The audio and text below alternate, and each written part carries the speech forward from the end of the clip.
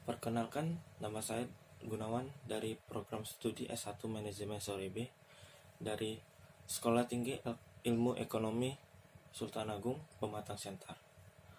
Di sini saya akan mempresentasikan materi implementasi teknologi dan hak kekayaan intelektual. Implementasi teknologi.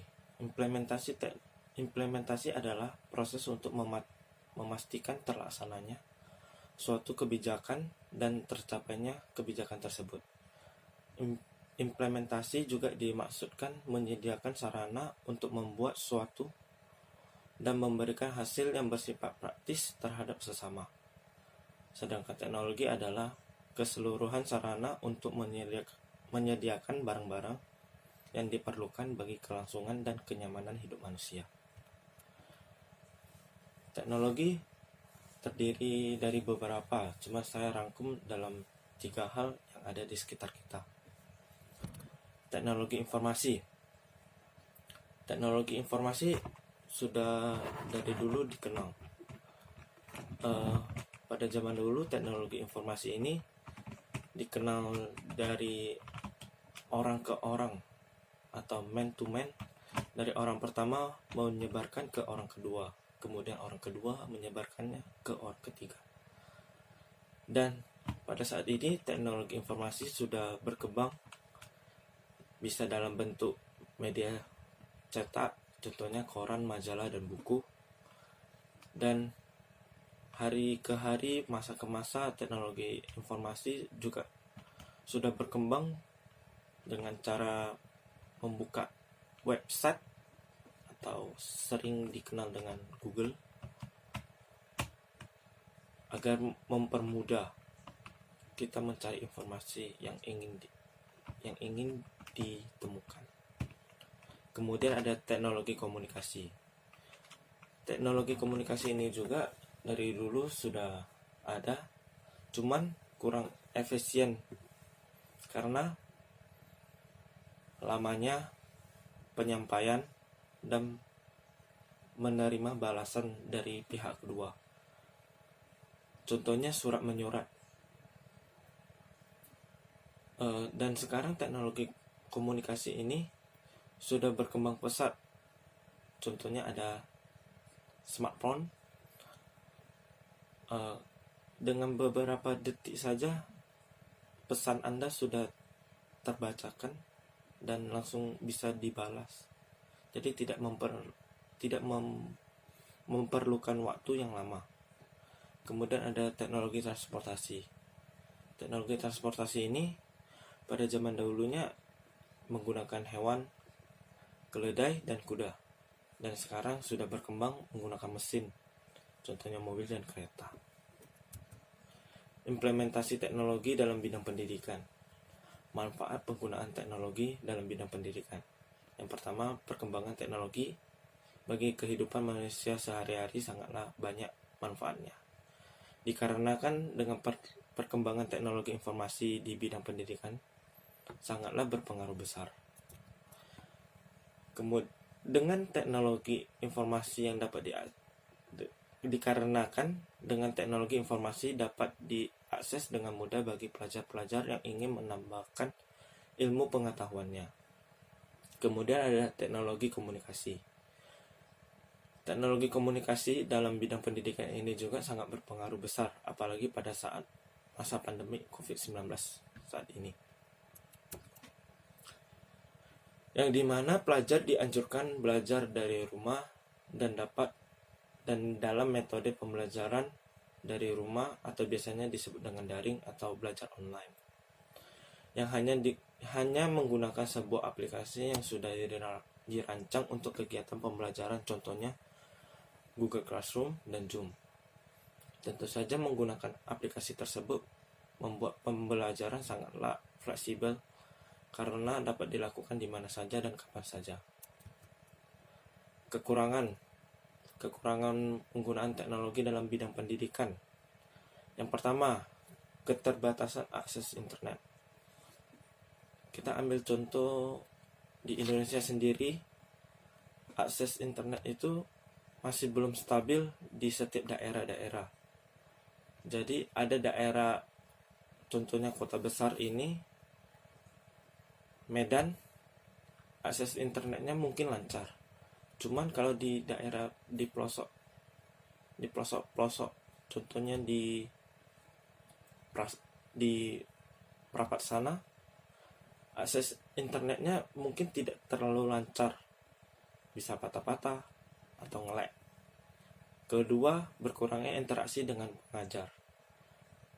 Ini dapat menyebabkan kurangnya ikatan antara pengajar dan pelajar, karena tidak bisa langsung kontak fisik apa yang ingin ditanyakan kepada pengajar. Kemudian yang kedua, pemahaman terhadap materi yang disampaikan. Tentu saja dengan belajar online atau daring ini, apa yang ingin kita tanyakan dengan pengajar tidak bisa langsung karena dibatasi dengan akses internet ini. Tentu saja pemahamannya bisa berkurang atau tidak tersampaikan yang ingin. Lalu pengawasan dalam pembelajaran. Ini merupakan salah satu kendala yang menurut saya kendala yang terbesar, karena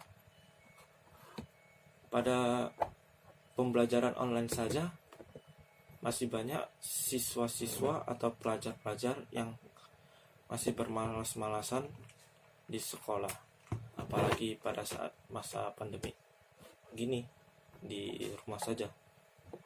Bagaimana orang itu? Jadi kurang terawasi lah. Materi kedua, hak kekayaan intelektual. Kekayaan intelektual sendiri adalah secara sederhana, kekayaan intelektual merupakan kekayaan yang timbul atau lahir dari kemampuan intelektual manusia, dapat berupa karya di bidang teknologi, ilmu pengetahuan, seni, dan sastra. Hak kekayaan intelektual merupakan salah satu sektor yang mendorong majunya sektor perekonomian suatu negara. Peran hak kekayaan intelektual adalah sebagai industri kreatif yang tergolong kuat dalam memberikan kontribusi ekonomi nasional. Hak kekayaan intelektual terbagi atas dua, yakni hak cipta. Hak cipta adalah hak yang dimiliki oleh sang pencipta atau pendesain atau yang membuat karya tersebut agar tidak bisa diambil oleh orang lain. Kemudian ada hak kekayaan industri, contohnya hak paten. Itu hak yang dimiliki oleh suatu perusahaan dalam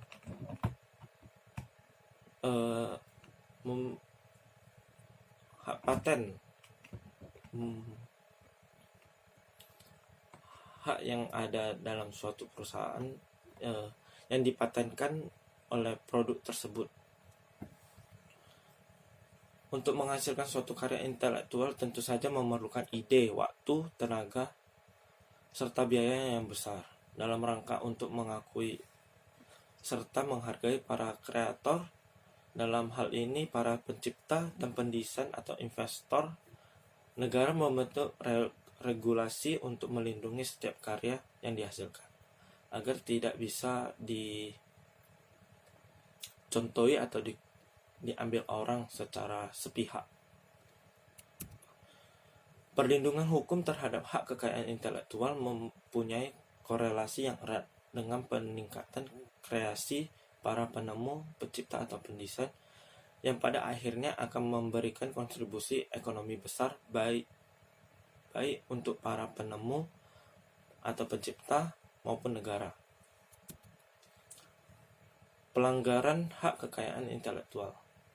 Meskipun hak kekayaan intelektual telah diatur oleh undang-undang, namun faktanya membuktikan bahwa sampai saat ini pelanggaran terhadap hak kekayaan intelektual masih terus terjadi. Faktor terjadinya pelanggaran hak kekayaan intelektual. Banyak hal yang menjadi faktor penyebab terjadinya pelanggaran hak kekayaan intelektual. Salah satunya adalah terkaitnya penegakan hukum terhadap kekayaan intelektual. Fasilitas yang kurang memadai, petugas untuk menegakkan hukum hak kekayaan intelektual masih minim, serta substansi undang-undang yang masih lemah. Dampak terhadap perekonomian Indonesia ini merupakan dampak dari pelanggaran hak kekayaan intelektual terhadap perekonomian Indonesia. Bagi pendesain atau pencipta atau investor, apabila suatu karyanya dibajak atau digunakan oleh orang lain secara tanpa hak atau bukan miliknya, maka secara komersional sangat rugi karena kehilangan keuntungan dari karya yang dihasilkan. Sedangkan bagi negara tidak mendapatkan pemasukan dari karya yang dibajak atau ditiru atau digunakan secara tanpa hak. Hal ini karena karya tersebut tidak diatur oleh undang-undang, sehingga pajaknya tidak dapat diambil oleh negara. Dengan demikian, negara rugi besar ketika terjadinya pelanggaran hak kekayaan intelektual. Mengingat hak kekayaan intelektual merupakan salah satu sektor unggul apabila dilihat dari aspek ekonomis. Ribuan karya intelektual yang tersebar di seluruh Indonesia, mulai dari hak cipta, desain industri, paten, varietas tanaman, rahasia dagang, serta desain tata letak sirkuit terpadu. Cara mengatasi pelanggaran hak kekayaan intelektual. Negara perlu menunjang fasilitas yang memadai dalam penegakan hukum terhadap hak kekayaan intelektual. Fasilitas seperti alat-alat yang mampu mendeteksi pembajakan, petugas yang menegakkan hukum tersebut harus memadai, serta substansi undang-undang yang harus diubah. Hal ini merupakan dalam rangka mengurangi pelanggaran terhadap hak kekayaan intelektual. Aparat dalam penegakan hukum hak kekayaan intelektual harus maksimal. Yang ditindak adalah para pengusaha besar yang melakukan produksi bajakan, sehingga otomatis pedagang kecil ke bawah juga akan menaati terhadap hukum kekayaan intelektual. Apabila dari segi penegakan hukum telah berhasil, maka akhirnya sektor hak kekayaan intelektual mampu memberikan kontribusi maksimal terhadap perekonomian Indonesia. Sekian presentasi saya. Maaf kalau ada salah. Terima kasih.